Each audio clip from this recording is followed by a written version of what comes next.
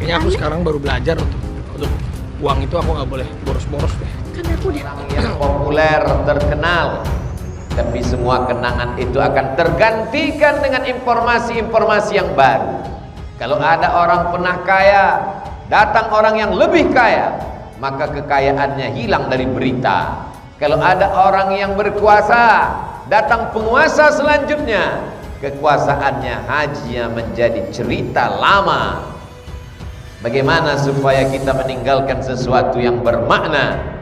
Itulah mengapa Nabi Muhammad SAW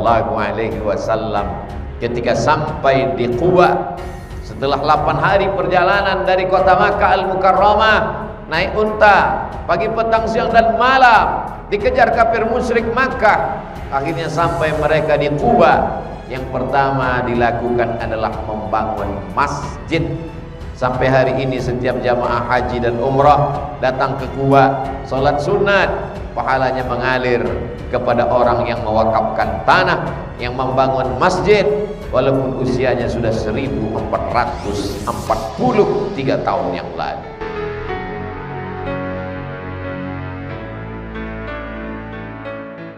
Dalam salah satu tayangan vlog, Raffi Ahmad dan Nagita Slavina tampak mengajak penggemarnya berkeliling mengitari sudut-sudut rumah baru miliknya.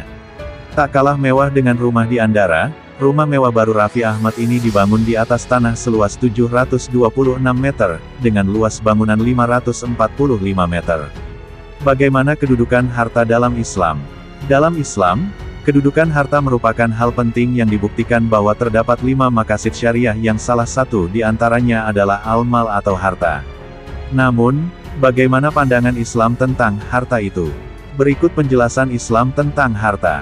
Pertama, teori istighlaf. Manusia merupakan khalifah di muka bumi yang tunduk hanya kepada Allah dan alam ditundukkan kepada manusia oleh Allah.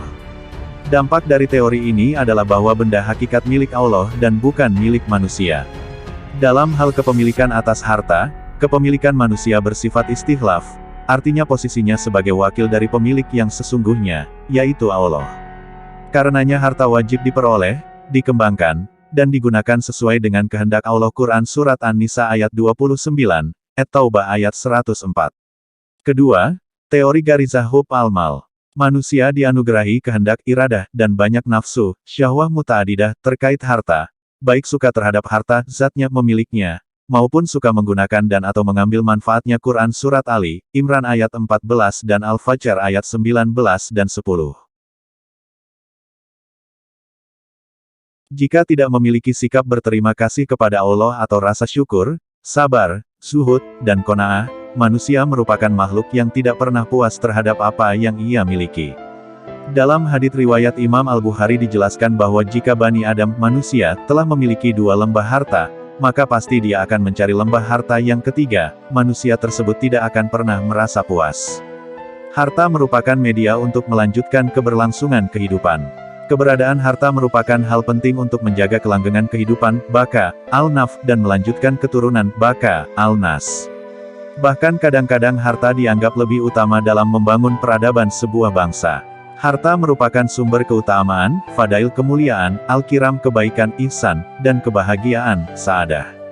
Harta merupakan media untuk mencapai kemuliaan, alat al-makarim, menolong, aun, ala al-dahar, menguatkan agama, kuwah, ala al-din, menumbuhkan persaudaraan, mualafah li al-ikhwan, menciptakan kegembiraan hidup di dunia, bahjah al-dunya. Terang kitab Muamalah Madiyah wa al-Adabiyah ketika menafsirkan Quran Surat Al-Nisa, ayat 114 dan Al-Ra'd ayat 22-23. Keempat, teori al-wasilah. Tujuan hidup manusia adalah mengabdi kepada Allah, al-ubudiyah, bukan mencari dan mengumpulkan harta. Quran Surat Al-Sariyat, 56 dan Al-Hajj, 77-78. Tujuan mencari dan mengumpulkan harta untuk melaksanakan perintah Allah baik dalam bentuk zakat, infak, wakaf, dan sedekah. Aktivitas duniawi seperti bisnis harus mendukung zikrullah melalui aktivitas salat dan ibadah lainnya. Al-Quran Surat Al-Nur ayat 37-38. Kelima, teori masuliyah. Pada zaman jahiliyah, masyarakat mencari dan mengumpulkan harta dalam rangka membangun kekuatan dan kewenangan, sultah, dan mereka menjadi warga yang superior yang memiliki hak-hak istimewa. Dalam ajaran Islam, Harta merupakan bagian dari nikmat Allah yang harus dipertanggungjawabkan. Quran Surat Al-Takatsur 8, dan cara mendapatkan pengembangan, investasi, dan menggunakan harta harus sesuai dengan ketentuan Allah dan Rasul-Nya. Dengan demikian, umat Islam tidak sewenang-wenang dengan menghalalkan segala cara terkait cara mendapatkan, mengembangkan dan menggunakan harta. Kegiatan muamalah maliyah harus didasarkan pada rasa cinta, kasih sayang, dan toleran ketika melakukan penawaran, penjualan, pembelian, penagihan, dan pembayaran utang sehingga terhindar dari sengketa, penipuan, penimbunan, durhaka, dan kezaliman.